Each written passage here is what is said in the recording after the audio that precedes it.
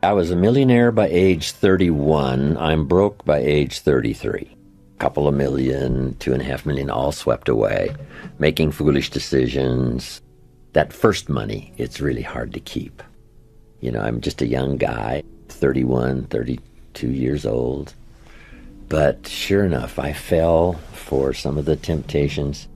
You know somebody's going to be parted with their money before long when they say, like I did, how many colors does it come in? Right? You know, I'll buy them all.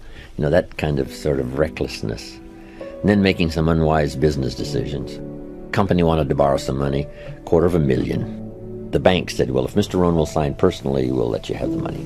And I knew they could pay it back, so I signed. So I'm the hero. They pay it all back. I leave, go away.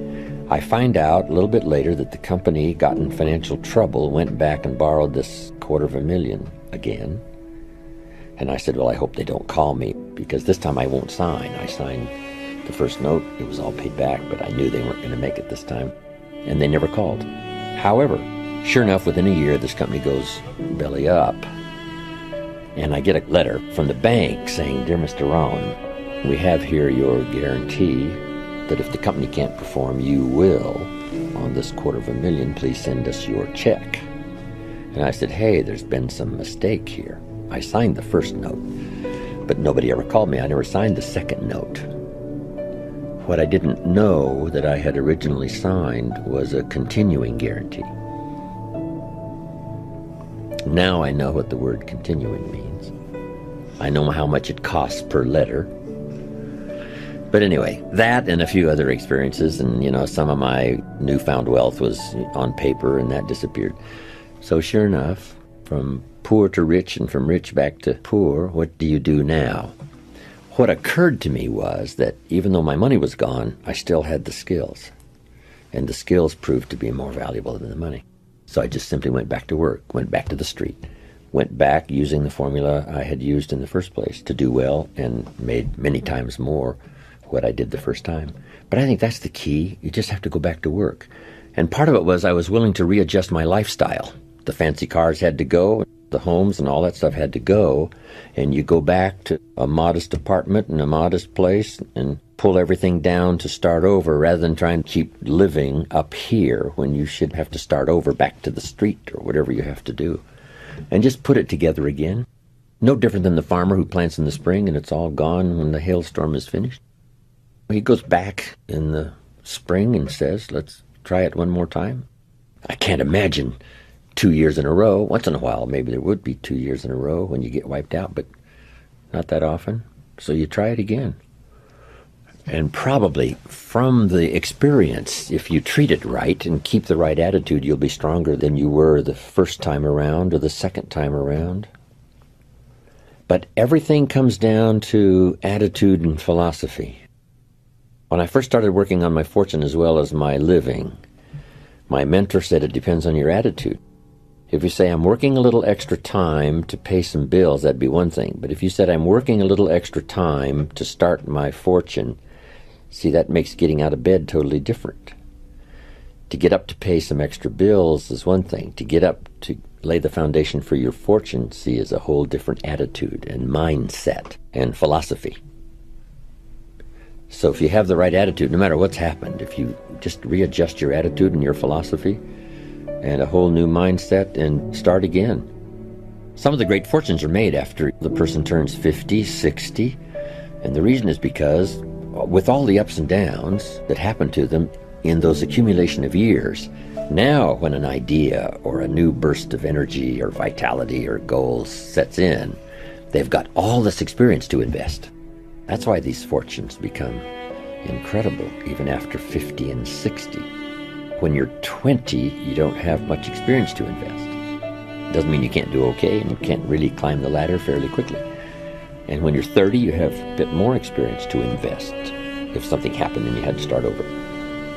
But sure enough, 50 and 60, you've got a good handful of years of experience to invest, which may make all the difference in the world and now how it goes. And it's true, you can tip either way, to be discouraged by it all or to be inspired by it all. And that's part of the mystery. The magic is you can turn around and make another fortune. The mystery is not everybody will do that. Some will use it as a reason to succeed, others use it as a reason to give up. Same circumstances. They followed two boys, twins. The father of these two boys was a scoundrel and a drunk. But as they followed the two boys later, one of them turned out to be a scoundrel and a drunk. And they asked him, how come your life turned out like this? And he said, well, what would you expect? Right? My father was a scoundrel and a drunk. What else would you expect? The other boy had turned out to be a professional, doing very well. And they asked him, how come you turned out to be a professional? And he said, I didn't want to be like my father. Same father. One used it as an excuse for living a poorer life, and the other one used it as a reason to make all the necessary changes. A big share of our life is going to be shaped by attitude and by influence. The people around us.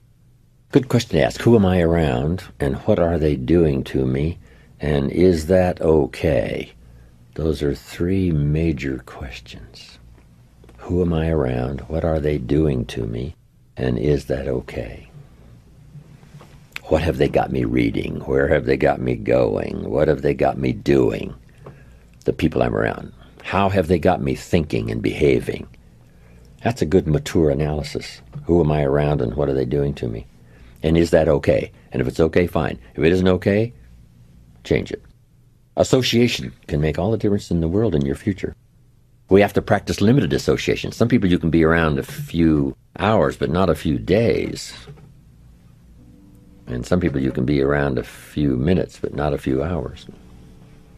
And then some people you have to walk away.